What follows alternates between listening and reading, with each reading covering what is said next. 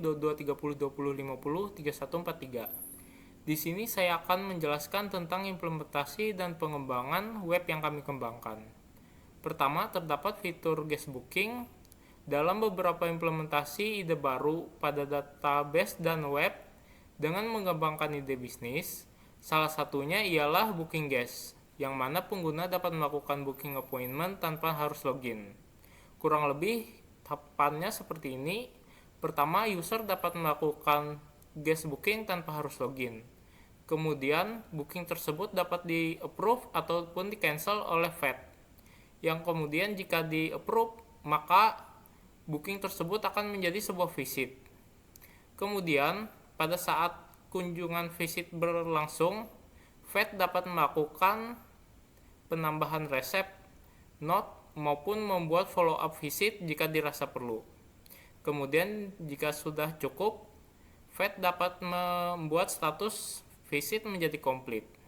Kurang lebih seperti itu ide bisnis atau workflow yang kami gunakan untuk mengembangkan aplikasi ini. Kemudian di sini terdapat implementasi hak akses, yang mana pada web ini kami menerapkan dua metode hak akses.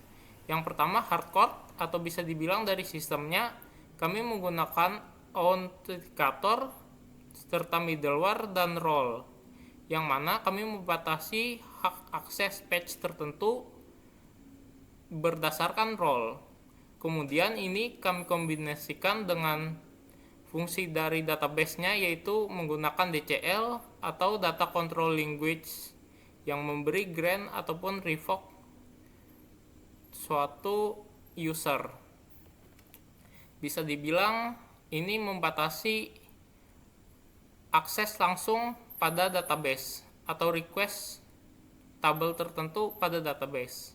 Kurang lebih seperti itu implementasi dan pengembangan web yang kami kembangkan. Berikutnya akan dijelaskan lagi lebih lanjut oleh teman saya. Baik, perkenalkan nama saya Karo Roland dengan NIM 223030503211. Jadi di sini saya akan menjelaskan untuk function pada aplikasi kami ini. Yang pertama itu dia memiliki entitas utama, yaitu adalah hewan dan pemilik, di mana animals itu memiliki data hewan pemeliharaan, lalu owners memiliki data pemilik termasuk tamu, lalu untuk klinik dokter itu dia menyediakan informasi lokasi klinik, jam operasional, dan fasilitas. Lalu ada pets, data dokter hewan beserta spesialisasinya, lalu ada kunjungan dan obat atau visit dan drugs. Nah, jadi function yang kami pakai pada implementasi program aplikasi kami ini adalah untuk booking. Jadi, sistem reservasi guest booking untuk pemeriksaan rutin atau pemilihan medical check up, vaksinisasi bedah dengan status pending atau approved. Nah, untuk audit, ya lalu ada untuk audit yaitu log aktivitas, audit logs, untuk melacak perubahan data, insert, update, dan delete. Lalu ada function untuk penjadwalan, yaitu aturan jam operasional klinik, schedule configs, dan ketersediaan dokter. Lalu ada obat resep, di mana itu adalah relasi obat yang diberikan saat kunjungan visit drugs. Selanjutnya, untuk audit, dia memiliki trigger otomatis mencatat perubahan di tabel utama, hewan, pemilik, obat, dan kunjungan. Store prosedur untuk menyetujui booking dan mengalokasikan dokter tersebut. Nah, jadi untuk pengimplementasian demo functionnya nanti akan dijelaskan oleh teman saya. Terima kasih. Perkenalkan, saya Jonathan. Di sini saya akan menjelaskan pada bagian prosedur. Di sini pada prosedur kasus ketiga, yaitu storage prosedur SP approve booking. Deskripsi masalahnya adalah storage prosedur untuk approve booking memiliki beberapa kesalahan sintaks dan logika bisnis yang bermasalah. Terdapat sintaks error, missing table, dan logika pencarian dokter yang tidak optimal. Masalah yang terjadi adalah prosedur ini digunakan untuk menyetujui booking, namun awalnya mengandung beberapa masalah, yaitu ada masalah penulisan, sintaks error seperti kurung yang tidak ditutup, label lib tidak didefinisikan dengan benar, pencarian dokter terlalu sederhana dan tidak mempertimbangkan beban kerja. Kemudian tidak ada validasi waktu untuk memastikan booking tidak di masa lalu. Kemudian untuk solusi yang diberikan adalah sintaks diperbaiki, dan label yang benar ditambah untuk lift. Kemudian penanganan error ditambah agar saat terjadi masalah prosedur bisa di rollback dan memberikan pesan yang jelas. Kemudian dokter yang dipilih sekarang mempertimbangkan jumlah pasien yang ditangani pada hari itu sehingga lebih adil. Kemudian booking hanya akan disetujui jika status masih pending, waktu booking masih belum lewat, kemudian ada dokter yang tersedia. Setelah itu, status booking akan diubah menjadi approve dan data kunjungan dibuat di tabel visit. Kemudian selanjutnya adalah kasus yang keempat. Pada kasus yang keempat ini adalah storage procedure SP check clinic availability. Deskripsi masalahnya adalah storage procedure untuk mengecek ketersediaan klinik menggunakan CTA rekrutmen tidak efisien dan dapat menyebabkan invite loop jika terdapat masalah dengan menggunakan JSON function yang mungkin tidak tersedia di semua versi MySQL. Kemudian prosedur ini bertugas untuk mengecek ketersediaan slot klinik dalam satu hari, namun awalnya memiliki beberapa kelemahan, yaitu menggunakan CTE rekursif yang bisa menyebabkan infinite loop, kemudian menggunakan fungsi JSON tanpa memastikan dukungan dari versi MySQL yang digunakan, kemudian tidak menghitungkan dari hari libur atau jadwal khusus klinik, kemudian pembagian waktu yang hanya per 15 menit dan tidak fleksibel. Kemudian untuk solusi yang diberikan, CTE rekursif diganti dengan loop biasa yang terkontrol, maksimal 100 kali iterasi. Kemudian prosedur kini mengecek apakah parameter input valid atau tidak dari awal. Kemudian slot waktu yang digunakan berdasarkan jam buka dan tutup di tabel jadwal. Setiap slot dicek apakah masih ada kuota dan jika ada, slot tersebut disimpan sebagai hasil. Kemudian durasi slot juga kini bisa disesuaikan, tidak harus selalu 15 menit. Kemudian terakhir adalah penanganan error juga ditambah untuk menjaga prosedur tetap stabil. Sekian penjelasan dari saya. Penjelasan berikutnya akan dilanjut oleh teman saya. Telefonnya dengan Minggu 2330 mengikuti 1.8. Besok saya akan menjelaskan bagian triggers dan kesimpulan. Untuk pada bagian triggers, kasus 5, triggers audit logs. Di sini ada deskripsi masalah. Trigger audit memiliki inkonsistensi dalam logging data dan tidak menangani foreign key dengan baik. Trigger untuk drugs dan owner tidak menyimpan ID referensi, menyebabkan informasi audit tidak lengkap. Analisis kesalahan. Yang pertama ada trigger after drugs, tidak menyimpan drug ID dalam audit log. Yang kedua ada trigger after owner, tidak menyimpan owner ID dalam audit log. Yang ketiga tidak ada handling untuk error saat insert ke audit log. Yang keempat ada struktur audit log tidak konsisten untuk semua tabel. Yang kelima tidak ada informasi perubahan tentang detail old versus new value. Lalu pada langkah perbaikan, yang pertama ada standarisasi semua trigger untuk menyimpan ID referensi. Tambahkan error handling pada insert audit logs. Yang ketiga, tambahkan informasi ini telah perubahan untuk update trigger. Yang keempat, ada konsistensi naming convention dan structure. Yang kelima, pertimbangan perubahan impact dari audit log.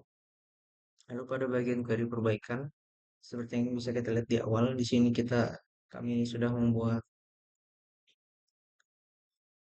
ini bagian untuk trigger after drug delete, yang mana dia itu mencatat data drug yang dihapus. Selanjutnya ini after drug insert, di mana itu dia akan mencatat setiap penambahan data baru ke dalam tabel drug. Selanjutnya ada ini after drug update, di mana dia menyimpan data lama dan baru jika terjadi perubahan pada data drugs. Selanjutnya ini trigger untuk after owner delete,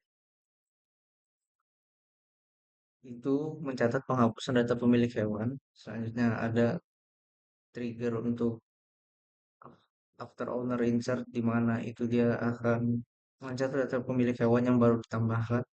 Serta yang terakhir ada trigger untuk after owner update, di mana itu berfungsi sebagai menyimpan perubahan data nama dan email pemilik hewan. Kesimpulan, analisis server function dan store prosedur dan trigger dalam database veterinary clinic mengungkapkan beberapa kategori masalah utama. Yang masalah pertama adalah masalah sintak dan structure, missing parent dan labels dalam store prosedur, inconsistency error handling patterns, improper use of leaf statement. Yang kedua ada masalah logika bisnis, mana logika overlap detection yang tidak akurat dalam availability checking, validasi yang tidak komprehensif untuk edge case, hardcore value yang mengurangi flexibility. Ketiga ada masalah performance, penggunaan CTR rekursif yang tidak efisien, query nested yang bisa dioptimasi, tidak adanya consideration untuk indexing strategi. Yang keempat adalah masalah konsistensi data, audit logging yang tidak konsisten antar table, missing foreign key reference dalam audit trails, lalu tidak ada detail perubahan dalam audit logs. Yang kelima, masalah maintainability, code yang tidak modular dan sulit di-maintain, lalu naming convention yang tidak konsisten, documentation yang kurang untuk business logic complexity. Database personal cleaning ini memerlukan refactoring signifikan yang memastikan reliability, performance, dan maintainability yang optimal dalam production environment. Sekian dari presentasi yang bisa kami sampaikan. Terima kasih. Perkenalkan, saya Rizvaltan Putra dengan NIM 22302050313. Pada saat ini saya akan mendemokan website milik kami, yaitu Pausom. Yang pertama, pengunjung bisa book appointment tanpa harus login terlebih dahulu, tinggal pilih klinik, kemudian isi nama,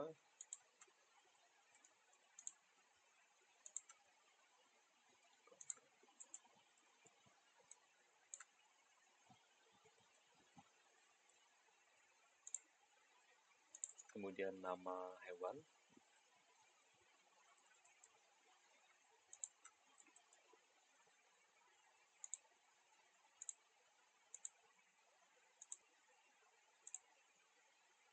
tipe hewannya, kemudian gender, bisa next, kemudian pilih tanggal kunjungan,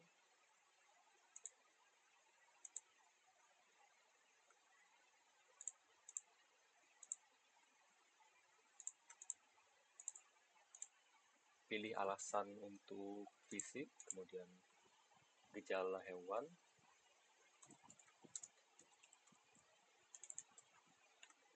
dan confirm point. Untuk mengecek appointment bisa dilakukan oleh admin.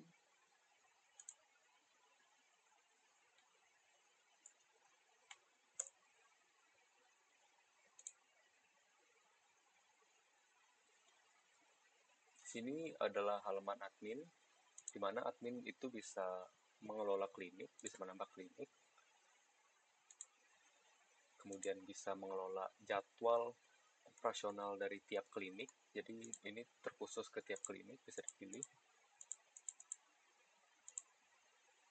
Kemudian bisa mengelola daftar dokter, bisa mengelola spesialisasi, bisa mengelola pemilik hewan, bisa mengelola hewan peliharaan dari pemilik hewan, dan bisa mengelola daftar jenis hewan, dan bisa mengelola obat-obatan yang tersedia, dan juga bisa melihat aktivitas apa saja yang dilakukan di website.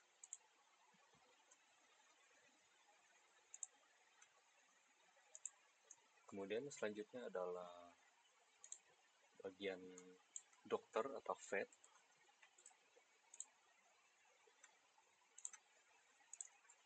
Di sini dokter bisa melihat daftar kunjungan yang atau daftar booking yang harus dia jalani. Bisa dilihat untuk hari ini, atau ini historinya minggu ini dan bulan ini. Kemudian bisa melihat, bisa mengelola resep obat tergantung kunjungan, dan bisa dipilih juga obatnya, dan bisa melihat statistik dokter tersebut. Ada 3 kunjungan, 1 darurat dan 2 kunjungan selesai.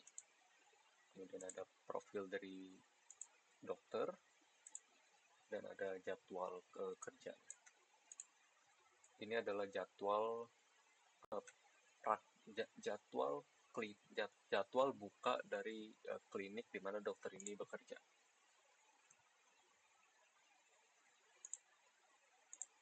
Kemudian selanjutnya adalah halaman owner atau pengguna. Di sini owner jika belum punya akun bisa melakukan register.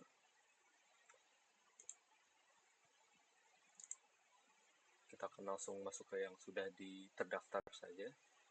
Di sini owner bisa melihat hewan-hewan mereka, bisa menambah hewan yang baru juga.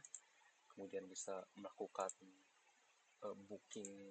bisa melakukan booking kunjungan seperti yang di awal tadi, dan bisa melihat kunjungan-kunjungan apa saja yang telah mereka lakukan. Dan ini adalah riwayat kunjungannya, dan juga bisa melihat profil dari owner tersebut.